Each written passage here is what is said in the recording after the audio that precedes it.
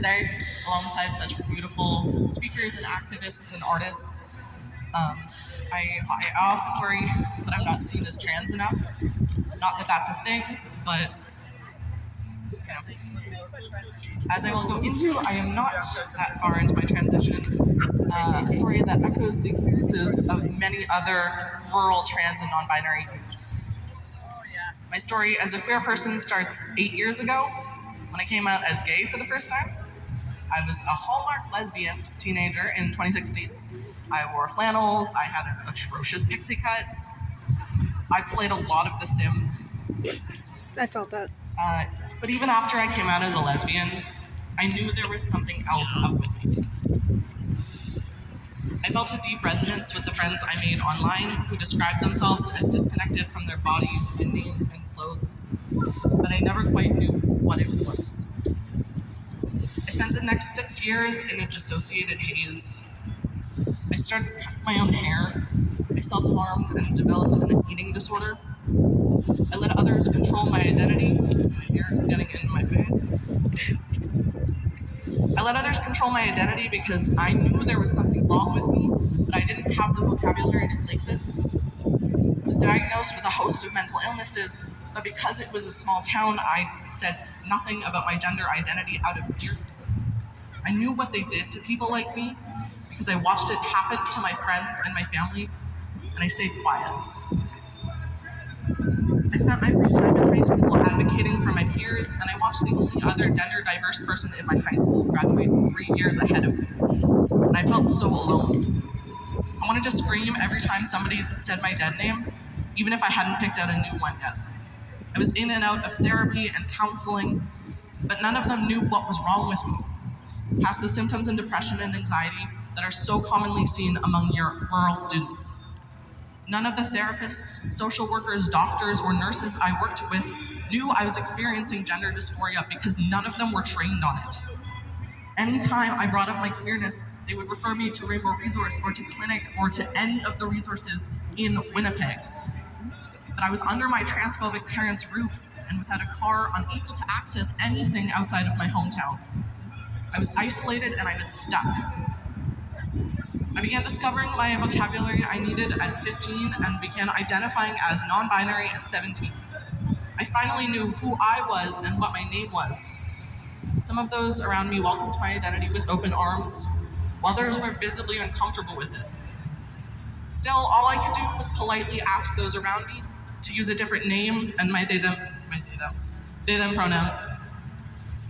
Every other option of transition was impossible for me, as no binders are sold at home, no doctors are trained to prescribe hormones or puberty blockers, no legal name changes without coming out to my parents.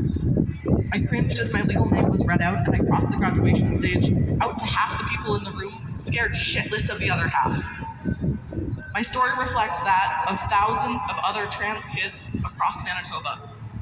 Our teachers and school counselors just didn't have the resources to help us the same way students in Winnipeg could be helped. While I was a teenager doing the labor of educating teachers about why I hate my name and why I want to use they/them pronouns, students here in Winnipeg were accessing resources I could only dream of, building communities and networks of people who were like them.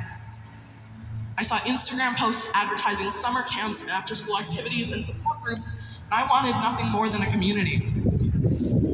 I met a total of 4 other trans people while I was in school, and most of them have been forced to detransition because in order to survive in a small town, being trans is often not an option. Even now, I'm playing catch up with my own transition. Had I been placed on the wait list for hormones before I moved, I would be experiencing so much less dysphoria. But because of where I grew up, because of the lack of resources at home, that was never an option for me. Shame. I've always wanted to do that. The other day in class, my prof said, healthcare happening somewhere is healthcare happening everywhere. And I was really caught off guard by that.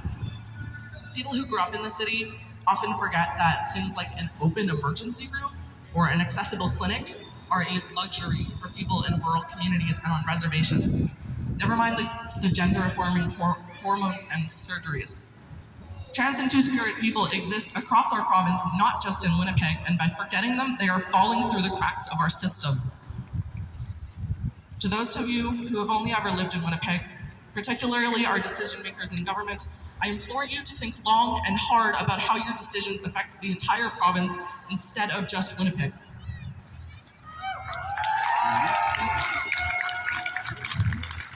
By cutting funding to gender-affirming care organizations, you are not only affecting the people you see on the street every day, you are affecting 600,000 people who have no choice but to travel for hours or days on end to secure the same resources, many of whom are leaving their ancestral territories.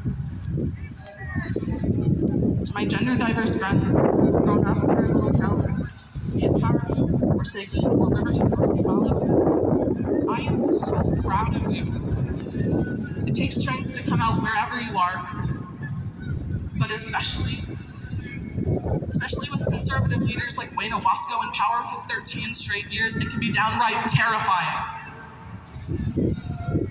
Regardless of where you are from, hold your identity in your hands and mold it like clay, as it is yours to shape and define as you see fit. Do not allow your identity and body to be capitalized upon by institutions and political parties that don't care about you.